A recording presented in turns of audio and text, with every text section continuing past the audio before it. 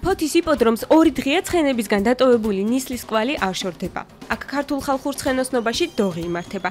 თბილისის, ბათუმის, ფოთისა და აბაშის იპოდრომებიდან საუკეთესო ცხენები შეკაზმეს, ასპარეზობისთვის მოამზადეს და ფოთში გამარჯვებული ცხენოსანის სტატუსის წარმოსაღებად ჩაიყვანეს. თბილისიდან ვარ, იმდენად მოწონს ეს სახეობა ცხენბურთის, რომ ჩამოვედი როგორც ფოთელმა მეგობრებმა დამპატიჟეს.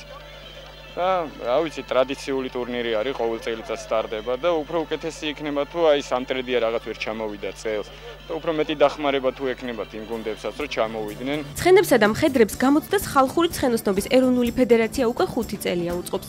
ფოთის საცხენოსნო სკოლაც წელს ასპარეზობისთვის მოამზადეს. გუნდები რეგიონებიდან ერთმანეთს 4 სახეობაში ეჯიბრებოდნენ.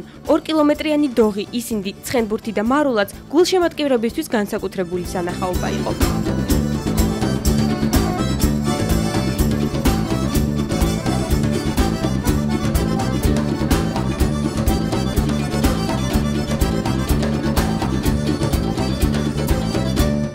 ჩემპიონების ვარ, სამტრედიაში თამაშობდი და არაერთი შეჯიბრი ჩაგვიტარებია და ფოთში რო ჩადარდება, ეს ყოველთვის გაგვიხარდება და ეს არის ფოთის და ფოთალების სიამაყე.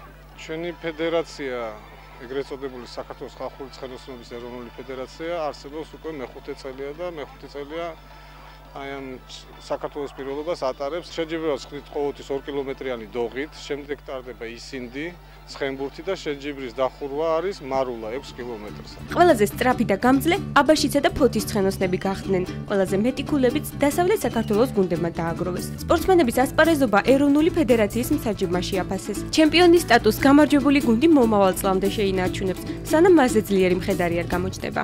ძალიან დიდი მოხარული ვართ იმით, რომ ეს ტარდება საერთოდ საქართველოში და მომავალშიც ალბათ უკეთესა და მეტი ფართო მასშტაბით იქნება ეს ყველაფერი ჩატარებული და გაკეთებული. მომავალ წელს ჩემპიონატში დამარცხებულ ცხენოსნებს გამარჯვებული რეგიონი თავის მოედანზე დაპატიჟებს.